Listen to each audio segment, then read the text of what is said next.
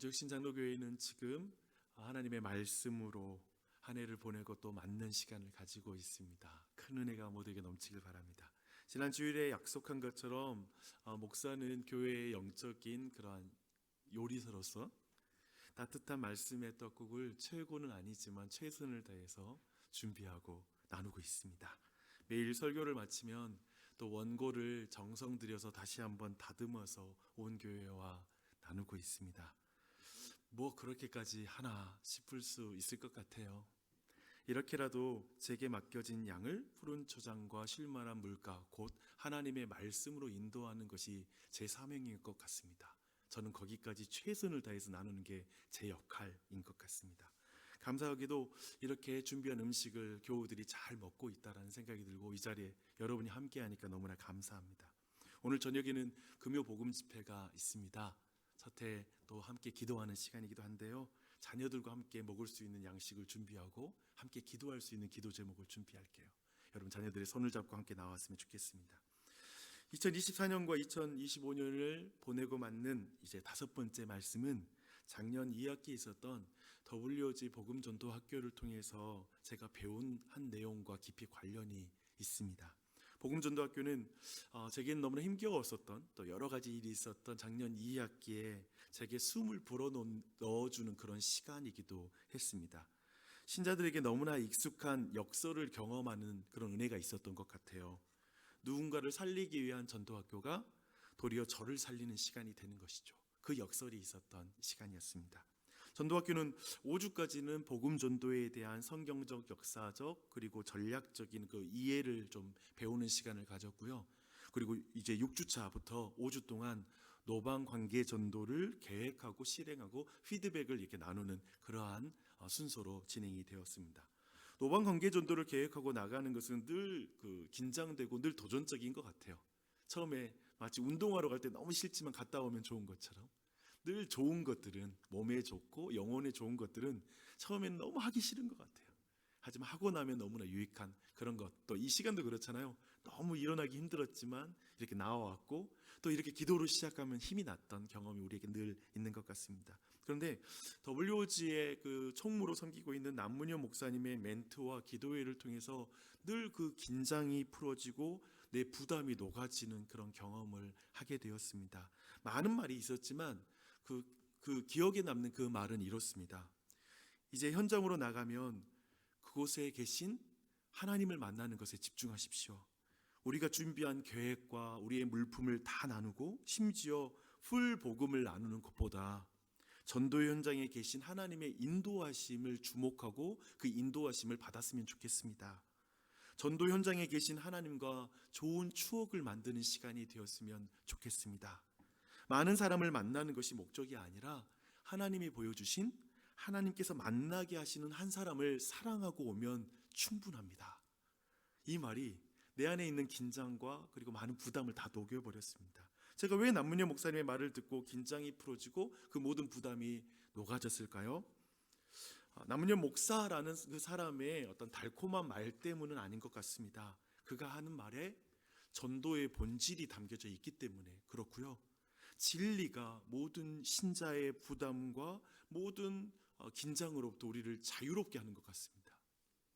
그런데 이 말은 전도에 대한 내가 가진 모든 불필요한 오해와 고정관념이 깨어져 나갔다라는 말이기도 합니다. 왜냐하면 많은 고정관념, 오해들이 우리 안에 긴장과 불필요한 두려움을 만들어내는 것이죠. 그러나 진리는 거기로부터 우리를 자유롭게 하는 것이죠. 저는 이 가르침을 2005년을 맞는 우리 모두에게 적용해서 오늘 말씀 가운데 나누고자 합니다. 오늘 우리에게 주신 이 하나님의 말씀은 욥이 회개하는 그런 장면입니다. 특별히 2절을 보면 욥이 이렇게 말을 해요. 주께서는 못하실 일이 없사오며 무슨 계획이든지 못 이루실 것이 없는 줄 아오니 라고 이렇게 말씀하고 있습니다. 그리고 5절에서는 이렇게 말합니다. 내가 주께 대하여 귀로 듣기만 하였사오나 이제는 눈으로 주를 배웁니다 라고 이렇게 말하고 있습니다. 이 말씀을 남문현 목사님이 하셨던 그 말씀의 맥락에서 말한다라면, 새롭게 쓴다라면 이렇게 말할 수 있을 것 같습니다. 나는 친구들로부터 지금 하나님에 대한 생각과 그 철학을 듣기만 했습니다. 내가 한 말도 그들의 말과 별반 다르지 않다는 것을 깨달았습니다. 그런데 지금 내 고통스러운 삶의 한복판에서 눈으로 하나님을 봅니다. 사실 주님을 듣기만 할 때에는 내가 생각하는 것과 다른 이 모든 상황에서 주님이 못하실 일이 있는 것 같고 주님의 계획이 틀려 보였습니다. 그러나 주님을 보니 알겠습니다. 내 소망과 내 계획과 다른 이 모든 상황 속에서 주님이 못하실 일이 없습니다. 무슨 계획이든지 못 이루실 것이 없습니다. 라고 이렇게 말하는 것이죠. 무슨 말인지 한번 욥기를 통해서 다시 한번 이 말, 이것이 무슨 말인지를 한번 생각해 보도록 하겠습니다. 욥은 한날에 사랑하는 자녀들과 그리고 모든 재산을 다 잃습니다. 결국에 건강도 다 잃어요. 마지막으로 아내는 이렇게 말하죠. 하나님을 저주하고 죽으라 라고 말하고 욥을 떠납니다. 하나님을 저주하고 죽으라 라고 말한 이 아내의 말은 그녀의 신앙관이자 그녀의 인생관을 말하고 있는 말이기도 하죠. 또 한편 욥과 대조되는 그런 마음이기도 합니다. 소유라는 그리고 자녀라는 선물이 가장 중요하기 때문에 그것을 빼앗는다면 그 모든 것을 준 하나님도 필요 없습니다 라고 이렇게 말하는 것이죠. 그게 그녀의 신관이자 인생관인 것이죠. 기프트를 잃어버리면 난 기버를 버릴 거야, 그렇게 말하는 것이죠. 너에게 선물을 가져가면 그것을 주는 자도 다 버려버려. 기프트라는 우상이 깨지니 기버이신 하나님을 향한 믿음도 다 깨져버리는 것입니다. 믿음의 여정을 걸을 때 우리는 이런 이들을 만나게 되는 것 같아요. 선물이 깨지자 선물을 주신 분을 버리고 떠나는 일이 벌어지는 것 같습니다. 그러나 욥은 하나님을 버리지 않고 계속 붙잡고 있는 것을 보게 되죠. 특별히 이제 그 욥 곁에 새 친구가 등장합니다. 그들은 7일 동안 욥과 함께 땅바닥에 앉아서 침묵하고 함께 슬퍼합니다. 그런데 그들의 침묵이 깨지게 돼요. 왜냐하면 욥이 입을 열어서 자신의 생일을 저주하고 자신을 이 땅에 보내신 하나님께 원망하기 때문에 그때부터 그들이 침묵을 깨고 욥을 책망하기 시작합니다. 그들이 말하는 모든 내용 길게 다루지만 핵심은 이거예요. 세상에 원인이 없는 결과가 어디 있겠니? 네가 죄를 지었기에 이런 일을 당하는 거 아니겠어? 그러니 입을 닥치고 회개나 해. 그렇게 하면 내 시작은 미약하였으나 내 나중은 심히 창대해질 거야 라고 말하는 거죠. 욥은 친구들의 말에 도저히 동의할 수가 없습니다. 뭐에 동의하지 못할까요? 자신이 죄인이라는 것에 동의하지 못하는 게 아니라 자신이 죄 때문에 이런 일을 당하고 있다는 말에는 동의하지 못하는 거예요. 자신이 이런 일을 당할 정도로 나쁜 짓은 하지 않았다는 거죠. 도저히 그렇게 말한다면 설명하지 못하는 이 세상의 일들이 너무나 많다는 거죠. 친구들과 대화는 반복적으로 진행됩니다. 하지만 수평선이 만나지 못하듯이 만나지 않는 그런 대화가 됩니다. 나중에 엘리후라는 사람이 등장해서 고난이 만드는 더 높은 계획에 대해서 말을 해요. 근데 그게 위로가 안 돼요. 도대체 자식 다 빼앗기고 재산 다 가져가고 아내에게 버림받은 그 상황에 하나님의 높은 계획이 이루어지는 게 무슨 의미야? 라는 생각이 드는 거죠. 그것을 읽는 우리에게도 별로 답이 안 돼요. 기나긴 논쟁, 곧 죽게 대하여 귀로만 듣는 그 상황 속에서 마지막에 욥은 외치죠. 나는 하나님 만나야 되겠어. 너희들 말 듣는 게 아니라 하나님 만나야 되겠고 내가 하나님 만나서 내가 따져 물어야 되겠어. 그분한테 들어야 될 말이지 너희들한테 내가 들을 말이 없어 라는 말로 욥이 말하죠. 욥에게 하나님이 폭풍우 가운데 나타나서 말씀하십니다. 하나님은 욥에게 먼저 우주여행을 시켜주죠. 그리고 사파리를 한 바퀴 쭉 돕니다. 그리고 하나님이 한마디로 자신이 창조주이심을 드러냅니다. 그것이 욥이 피조물임을 깨닫게 하시는 하나님의 방식이에요. 하나님이 창조주이심을 드러내는 것. 그렇게 하고 나니까 욥이 입을 다뭅니다.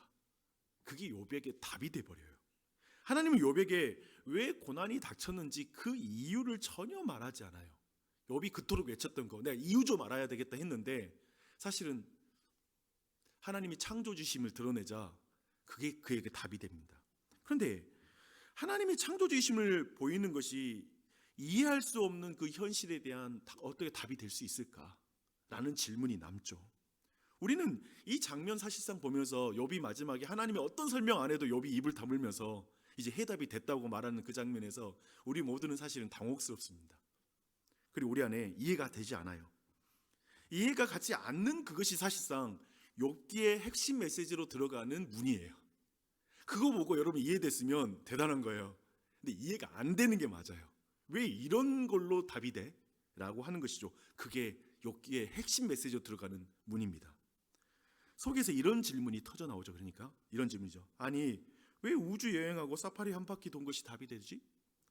지금 사랑하는 자녀들이 다 죽고 평생 쌓아온 재산을 다 잃었는데 구체적인 이유를 알아야지 그 속이 응어리진 게 풀리지 않겠어? 라는 생각이 들죠. 우리는 여전히 하나님을 귀로만 듣고 있는 거예요. 여전히 우리는 하나님을 귀로만 들으며 이해하려고 하는 거예요. 여전히 우리는 우리의 이해로 하나님과 그분의 섭리와 인도하심을 포착하고 믿고 싶은 거예요. 이해해야 따르겠다는 거예요. 이해해야. 그리고 욥기는 정확히 그것을 깨는 것이 목적인 성경이에요. 우리의 이해 가운데 포착돼야 따를 수 있는 분, 그것을 깨려고 써진 책이 욥기예요.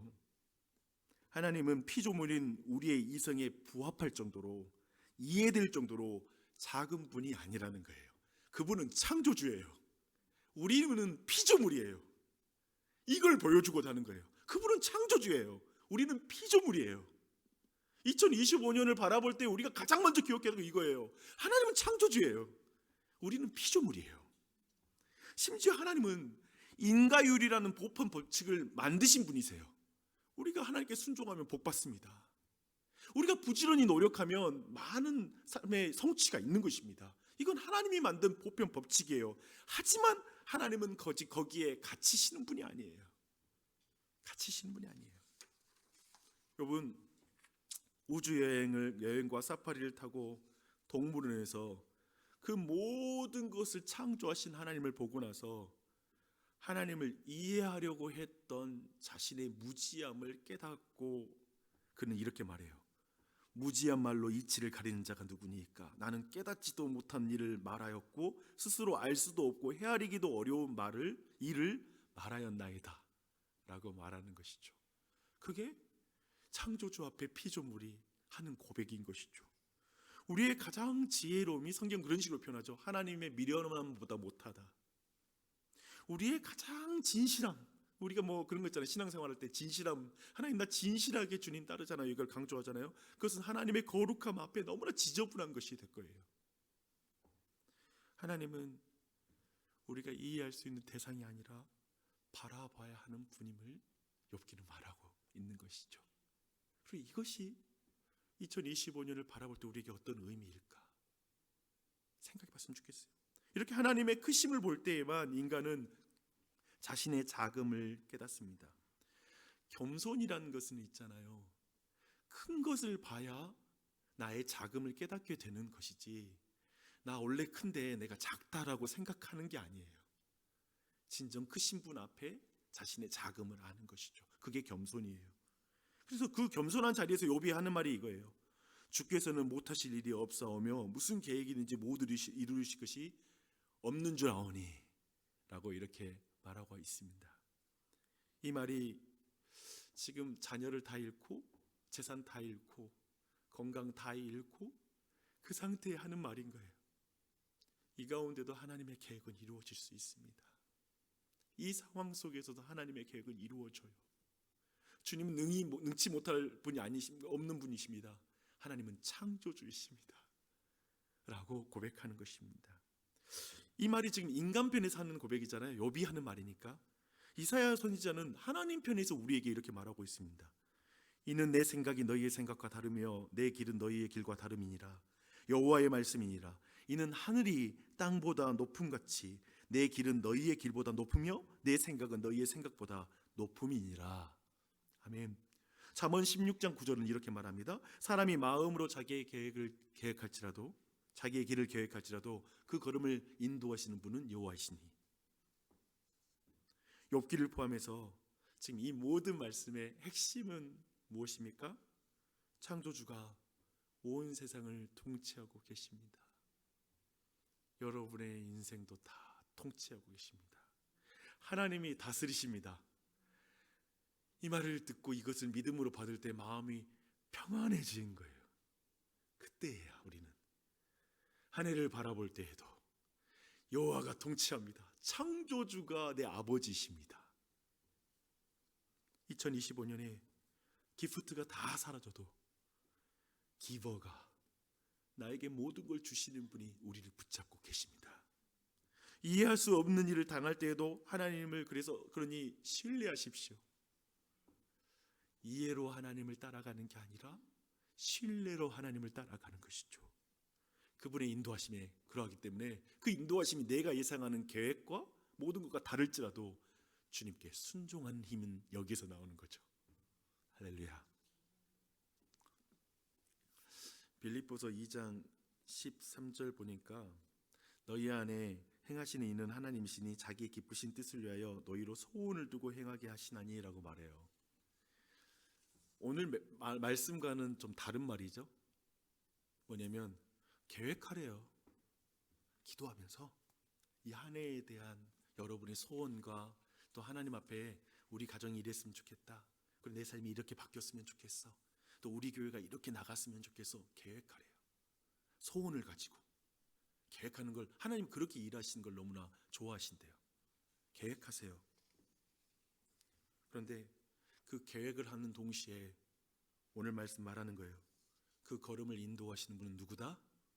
여호와이시다. 이게 같이 가요. 주님이 이 두 가지 방식을 모두 쓰세요. 근데 그 가운데 저는 여러분 모두가 함께 기억했으면 하는 거 이거예요. 아까 남문현 목사님의 이 말입니다. 이제 현장으로 나가면 이제 여러분의 2025년이라는 그 시간을 올해 한 해 동안 살아갈 때 그곳에 계신 하나님을 만나는 것에 집중했으면 좋겠습니다. 우리가 준비한 계획과 또 우리가 생각한 모든 것이 그대로 다 이루어지고 심지어 그 가운데 막 하나님의 사역도 열심히 해서 그것을 다 이루는 거, 그것보다 우리의 삶의 현장에 계신 하나님의 인도하심에 더 주목했으면 좋겠습니다. 그래서 우리의 삶의 현장에 계신 하나님과 추억을 많이 만드는 한 해가 되시기를 축원합니다.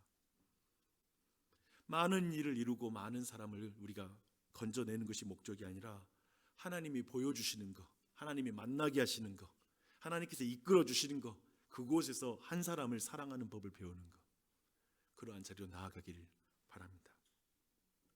그렇죠? 계획 세운다고 그대로 되나요? 다 되던가요? 그리고 그대로 되는 게 맞을까라는 생각 많이 해요. 계획한 대로 되는 게 맞을까요? 그 말은 뭐냐면 나의 생각이 하나님처럼 똑똑한 거잖아요. 하나님과 똑같다라는 거잖아요. 그러면 안 되지. 항상 내가 최선을 다해서 모든 걸 준비해도 항상 하나님이 역사할 틈이 있어야죠. 그 공간을 만들어야 되죠. 그런 생각이 많이 들었어요. 이번에 제가 우리 교회 전이 노트 1년의 계획을 담은 많은 것들을 참 중요하게 만들어서 교회와 공유하잖아요. 저는 만들지만 그대로 될 거라고 생각 안 해요. 아니, 그대로 되는 것에 내가 집중해서 거기에 매이는 것이 핵심이 아니라 도리어 성령님을 의지하면서 하나님이 일하시고 그 가운데 그 모든 걸 사용해서 하나님이 일을 이루어가는 것에 더 집중해야 된다고 믿습니다. 그렇게 우리가 나누는 것이죠. 지난주에 재정에 대한 보고를 들었죠. 너무 감사해요. 하나님께서 1년 동안 교회를 채우신 것, 또 한 해에 대한 재정에 대한 어떤 우리 안의 계획에 대해서 함께 들었어요. 또 모든 그런 재정 계획을 세울 때에도 어떤 교인들의 삶이 너무나 팍팍하고 힘든데 큰 부담을 주지 않으려고 하는 노력 가운데 또한 재정 계획들도 만들어지고 또 여러 가지 신경 쓸 게 너무나 많아요. 너무나 감사해요. 그리고 그것을 잘 관리하고 어떻게 그것을 관리할지에 대한 고민을 나누는 것도 너무나 좋았어요. 그걸 계획하는 거 너무나 좋았어요. 그런데 내가 이것은 분명한 거예요. 그런데 그 모든 계획 가운데 성령님의 인도하심, 하나님의 인도하심에 반응할 여지를 두는 계획, 하나님이 일하시면 이렇게도 할 수 있죠 라고 우리가 그 계획을 이대로 돼야 된다, 이대로만 지켜져야 된다라는 것이 그 핵심이 아니라 하나님의 역사하심에 열린 것으로 계속 계획 가운데 나가는 교회가 나는 건강한 것 같아요. 그 방향이 맞는 것 같아요. 늘 하나님이 일하실 기회를 주세요. 얼마나 여러분의 가정 살림살이부터 해서 많은 것들 걱정이 많으세요. 새해에 이런저런 생각을 하게 되죠. 하나님의 역사할 공간을 드리세요. 그것이 바로 우리가 가야 될 길입니다. 이런 말이 있더라고요. 우리가 해야 할 일은 보여주는 것이지 설명하는 것이 아니다. 설명하는 것이 아니라 보여주는 것. 고통 속에서 그리고 우리 삶의 현장에서 우리가 원하는 것은 설교나 강의가 아닌 것 같습니다. 우리에게 필요한 것은 하나님이 얼마나 신실한 분인지를 보여주는 사람이 필요해요. 그분을 발견할 수 있도록 이끌어줄 사람이 필요한 거예요. 이게 저는 올 한 해 우리 자녀들을 향해서 우리 모두가 가져야 될 목적인 것 같아요. 그 뭐냐면 아이들에게 자꾸 설명하는 거, 교회를 설명하고 신앙을 설명하고 하나님을 설명하는 게 아니라 어떻게 내가 하나님을 보여줄 수 있을까? 내가 하나님을 보여주는 사람이 되게 해주십시오. 설명하는 사람이 아니라 하나님을 보여주고 드러내게 해주십시오라는 게 이 아침에 우리의 기도 제목이 됐으면 좋겠어요. 우리 교회의 모든 교회 학교가, 모든 부서가, 목회자가 하나님을 보여주게 하여 주시옵소서. 보여주는 사람이 되게 하여 주시옵소서. 이런 기도 제목을 드리는 것이죠. 그렇게 하나님을 들은 우리 교회가 되길 간절히 소망합니다.